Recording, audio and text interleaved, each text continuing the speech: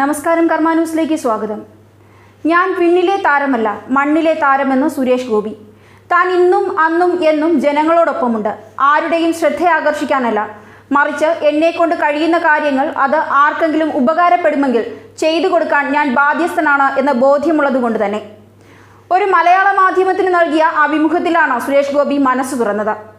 AIDS ബാധിതരായ ബെൻസനും ബെൻസിക്കും school പ്രവേശനത്തിന് പലരും അതൃപ്തി അറിയിച്ചപ്പോൾ തന്റെ സാന്നിധ്യമോ തന്റെ ഇടപെടലോ ആ കാഴ്ചപ്പാടിന് വലിയൊരു ചലനമുണ്ടാക്കി എന്നത് വലിയ കാര്യമായാണ് കാണുന്നതെന്നും നമ്മുടെ ഇടപെടലുകൾ പലരുടെയും ജീവിതത്തിൽ ചലനമുണ്ടാക്കുന്നതാകണമെന്നും അതിനേക്കാൾ വലിയ പുണ്യമൊന്നുമില്ലെന്നും താരം പറയുന്നു.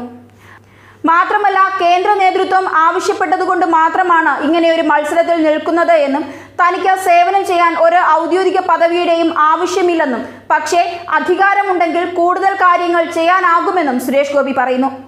എതിർ സ്ഥാനാർത്ഥികളെ കുറിച്ച് ചോദിച്ചപ്പോൾ എല്ലാവരുമായി നല്ല സൗഹൃദം പുലർത്താനാണ് താല്പര്യമെന്നും എന്നാൽ മത്സരമാകുമ്പോൾ അത് തൽക്കാലം കാണിക്കാനുള്ള അവസരമില്ലെന്നും തുറന്നു പറയുന്നു. സിനിമയിൽ നിന്നും രാഷ്ട്രീയത്തിലേക്കുള്ള മാറ്റത്തിന് വ്യക്തമായ കാരണവും സുരേഷ് ഗോപി പറയുന്നു.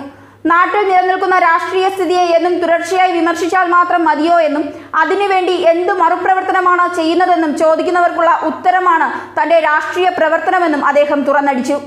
കഴിഞ്ഞ 3 വർഷം ഒരു നോമിനേറ്റഡ് MP എന്ന നിലയ്ക്ക് താൻ ഒന്നും ചെയ്തില്ല എന്ന് ആരും പറയില്ല. അങ്ങനെ ചെയ്താൽ കുറച്ച് കാശ് ചിലവാക്കിയെങ്കിലും താൻ എന്തു ചെയ്തു എന്നതിന്റെ രേഖകൾ പൊതുസമക്ഷം എത്തിക്കുമെന്നും അദ്ദേഹം പറയുന്നു. കേരളത്തിലെ 14 ജില്ലാ കളക്ടർമാരുടെയും കയ്യിൽ തന്റെ സേവനത്തിന്റെ രേഖകൾ എല്ലാം തന്നെ ഉണ്ടെന്നും സുരേഷ് ഗോപി സൂചിപ്പിക്കുന്നു. ന്യൂസ് ഡെസ്ക്, കർമ്മ ന്യൂസ്.